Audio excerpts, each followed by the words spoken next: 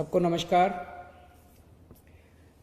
किसानों ने कल एक दिन के उपवास का ऐलान किया है।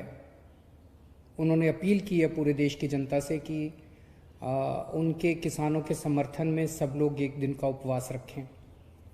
मैं भी उनके साथ कल एक दिन का उपवास रखूंगा। मैं सभी आम आदमी पार्टी के कार्यकर्ताओं से, समर्थकों से अपील करता हूं कि वो भी किसानों की इस मांगों के समर्थन में एक दिन का उपवास रखें। और मैं देश के सभी लोगों से अपील करता हूं, बहुत सारे हजारों लाखों करोड़ों ऐसे लोगों को मैं जानता हूं जो दिल से किसानों के साथ हैं।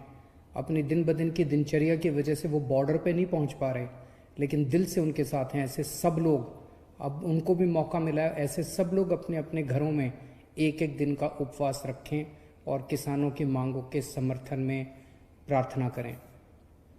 मैं देख रहा हूं पिछले कुछ दिनों से केंद्र सरकार के कुछ मंत्री और भारतीय जनता पार्टी के कुछ लोग बार बार कह रहे हैं कि ये किसान देशद्रोही हैं, ये आंदोलन देशद्रोहियों का है, यहाँ पे एंटी नेशनल लोग बैठे हुए हैं। मैं उनसे पूछना चाहता हूँ, हजारों एक्स सर्विसमैन, पूर्व सैनिक जो रिटायर हो चुके हैं, ऐसे हजारों पूर्व सैनिक वहाँ पे बॉर्डर पे किसानों के साथ बैठे हुए हैं, जिन लोगों ने एक समय में देश की रक्षा करने के लिए अपनी जान की बाजी लगाई थी। ऐसे हजारों सैनिक हैं जो अपने घरों में बैठ के उनके लिए दुआएं कर रहे हैं, प्रार्थना कर रहे हैं। ये सारे एंटी नेशनल हैं। मैं उनसे पूछना चाहता हूं, इनके मंत्रियों और भाजपा के नेताओं से, कि ऐसे कितने ही नेशनल और इंटरनेशनल खिलाड़ी हैं जिन्होंने देश के लिए इंटरनेशनल स्तर पे, अंतर्राष्ट्रीय स्तर के ऊपर देश के लिए नाम कमाया और देश के लिए मेडल जीत के लाए। ऐसे कितने ही खिलाड़ी वहां पे बॉर्डर बैठे हुए हैं किसानों के साथ, अपने अपने घरों में बैठ के वो दुआएं भेज रहे हैं उनको। ये सारे इंटरनेशनल खिलाड़ी जो देश के लिए खेले थे और जिन्होंने देश के लिए मेडल जीते थे, ये सारे एंटी नेशनल है।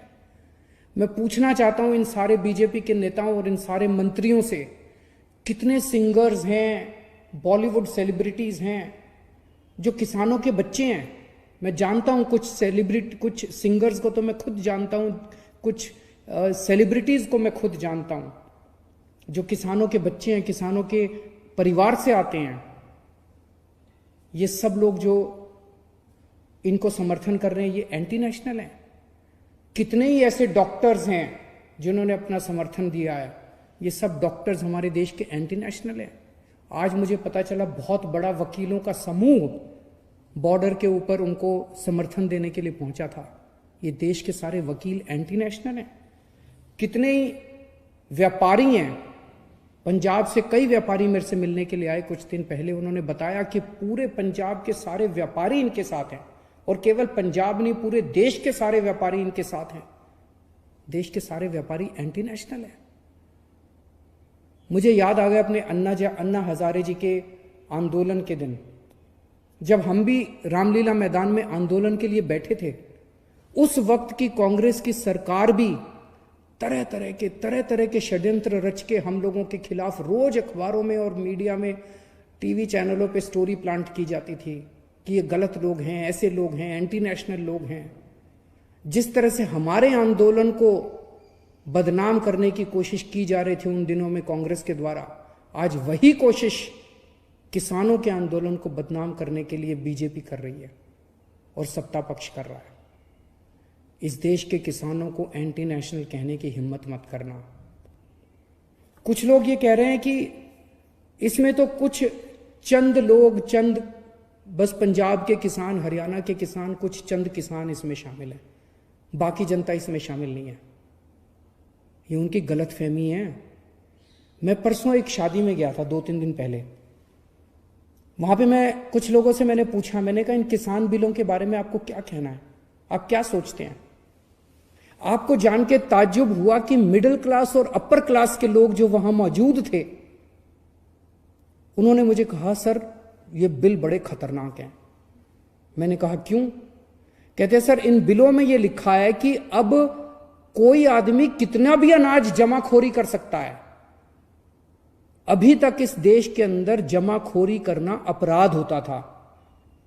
हर अनाज की एक लिमिट होती थी। जैसे मान लो चना है तो सरकार लिमिट लगा देती थी, भाई 10,000 क्विंटल से ज्यादा कोई, या जो भी लिमिट थी, इससे ज्यादा कोई चना अगर जमाखोरी करेगा तो उसके ऊपर मुकदमा चलाया जाएगा, उसको गिरफ्तार किया जाएगा, उसका सारा सामान जब्त कर लिया जाएगा। इस देश के अंदर जमाखोरी करना जुर्म होता था, क्योंकि जमाखोरी करने से कीमतें बढ़ती थी। अब जो केंद्र सरकार कानून लाई है, इसमें जमाखोरी करना अपराध खत्म कर दिया गया। अब जमाखोरी करना अपराध नहीं बचा है। अब कोई कितनी भी जमाखोरी कर सकता है, कितना भी सामान, कितना भी अनाज जमाखोरी कर सकता है। तो फिर तो जिनके पास पैसा है वो तो बहुत सारा अनाज स्टोर करके रख लेंगे अपने पास, बहुत सारा सामान अपना, बहुत अनाज अपने अपने गोदामों के अंदर स्टोर करके। फिर तो महंगाई बहुत बढ़ जाएगी। तो मुझे वो लोग कहने लगे, सर इससे तो महंगाई बहुत बढ़ जाएगी। कानून में ये लिखा है कि अगर महंगाई 1 साल में डबल जब तक नहीं हो जाती तब तक जमाखोरी करने में कोई पाबंदी नहीं होगी। तो सर हर साल महंगाई डबल होती जाएगी। जब आज अगर 20 रुपए किलो गेहूं है तो इस साल 40 रुपए हो जाएगी, अगले साल 80 रुपए हो जाएगी, अगले साल 3 साल में 160 रुपए। ये क्या है? तो मैं ये कहना चाहता हूं कि कोई ये गलत फहमी में ना रहे कि इस कानून के समर्थन में केवल चंद वो किसान हैं जो बॉर्डर पे बैठे हुए हैं, वो भी हजारों लोग बैठे हुए हैं। इस देश का एक एक आदमी इन कानूनों को समझ रहा है, हर आदमी इन कानूनों को समझ रहा है और इन कानून की बारीकियों को समझ रहा है।